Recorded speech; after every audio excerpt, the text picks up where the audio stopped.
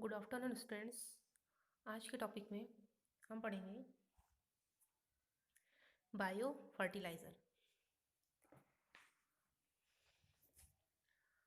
Bio fertiliser में fertiliser वे compound या organism है जो सॉइल की फर्टिलिटी को इंक्रीज करते हैं, जिन्हें फर्टिलाइज़र कहते हैं। मीन्स सॉइल की फर्टिलिटी को इंक्रीज करते हैं। फर्टिलिटी को इंक्रीज करने के लिए कुछ केमिकल्स का यूज़ किया जाता है या केमिकल्स का यूज़ करते हैं, जिन्हें हम कहते हैं केमिकल फर्टिलाइज़र। जैसे यूरिया, डीपीटी हो गया, है ना, कुछ केमिकल फर्टिलाइज़र्स। इन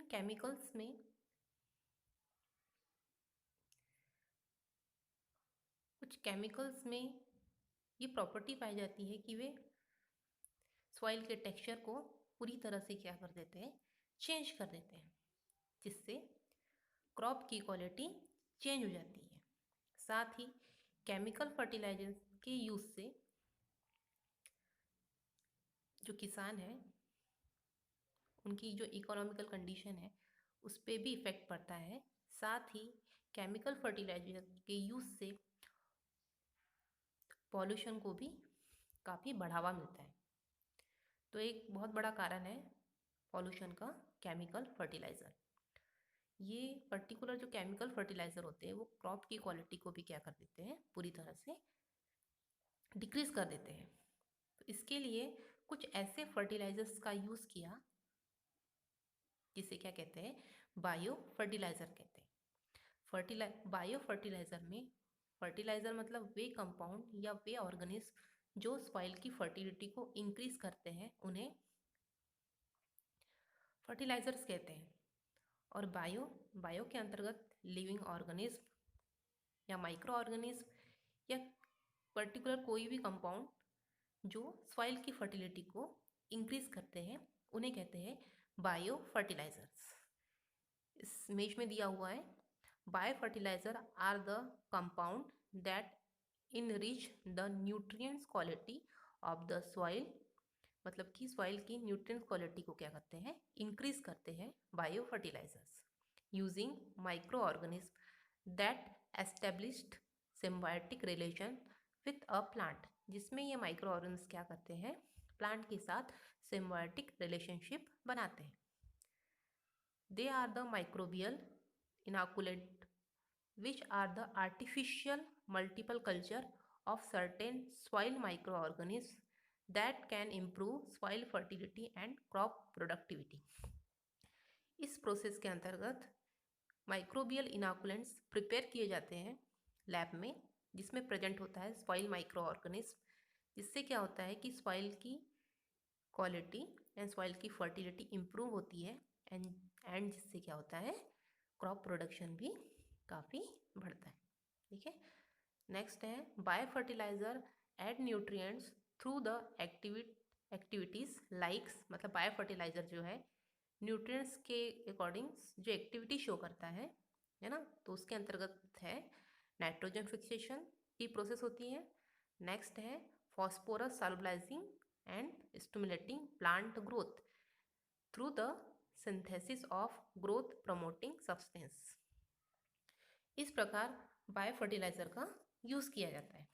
बायो फर्टिलाइज़र ऐसे कॉम्प्लेक्स कंपाउंड होते हैं जिन्हें लिविंग थिंग्स का यूज़ करके बनाया जाता है, अर्थात प्लांट, लीफ, सेल्स तथा छाल आदि में प्रेजेंट एनर्जी मटेरियल को ऑर्गेनिज्म के द्वारा डिग्रेडेड कर दिया जाता है, अर्थात कॉम्प्लेक्स सिंपल कंपाउंड में कन्वर्ट किया जाता है। सिंपल कंपाउंड में कन्वर्ट हुए मटेरियल ह्यूमस की तरह वर्क करते हैं, जिसका यूज़ बायो फर्टिलाइज़र के रूप में किया जाता है।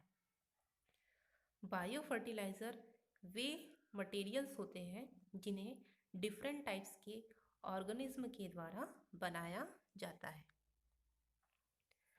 जो कि सॉइल की फर्टिलिटी को इंक्रीज करते हैं, जिससे किसी भी प्रकार का क्रॉप को हार्म नहीं होता।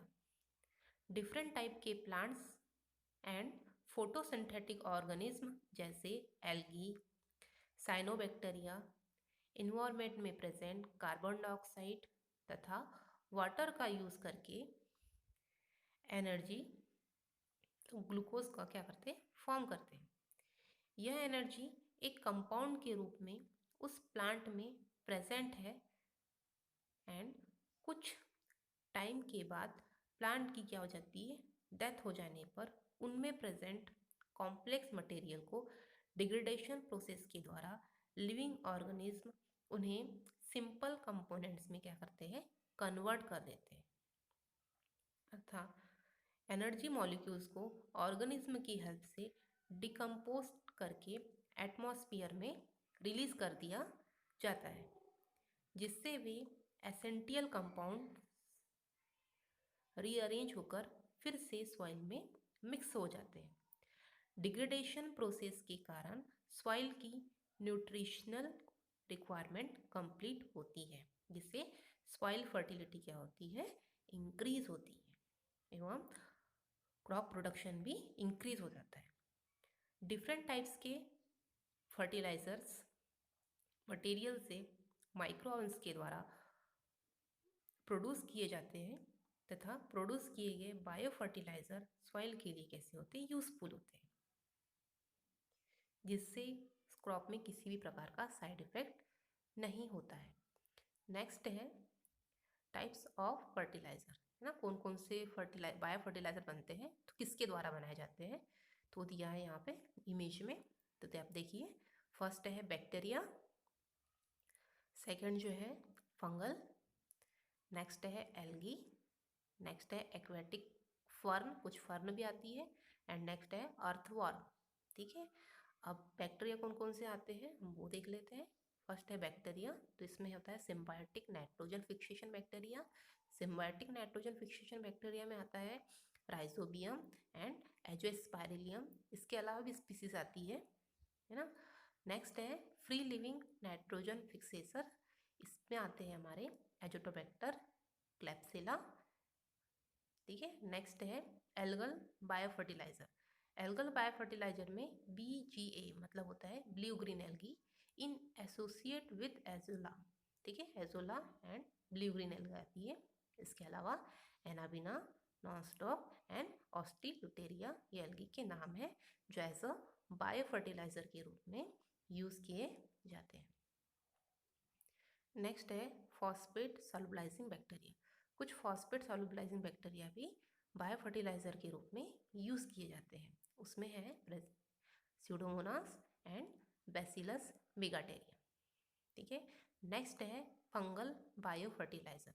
फंगस का यूज भी एज अ बायो फर्टिलाइजर के रूप में किया जाता है, जिसमें है हमारा VAM वेस्कुलर, VAM मीन्स होता है, उसका फुल फॉर्म है वेस्कुलर अर्बस्कुलर माइकोराइजा, जो as a fungal bio fertilizer के रूप में यूज किया जाता है।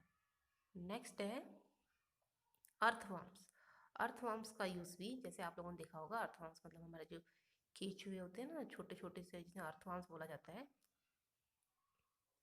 जिसका use as a bio fertilizer के रूप में किया जाता है। बट पर्टिकुलर अर्थवर्म्स जो है ऑलरेडी सॉइल्स में प्रेजेंट्स होते हैं और जिनकी क्वांटिटी बढ़ाने के लिए उन्हें डिफरेंट टेक्निक्स द्वारा अर्थवर्म्स के थ्रू एक बड़े से टैंक में अर्थवर्म्स जो है मार्केट में मिल भी जाते हैं, है ना, जिसके थ्रू क्या किया जाता है, फर्टिलाइज़र प्रिपेयर किया जाता है।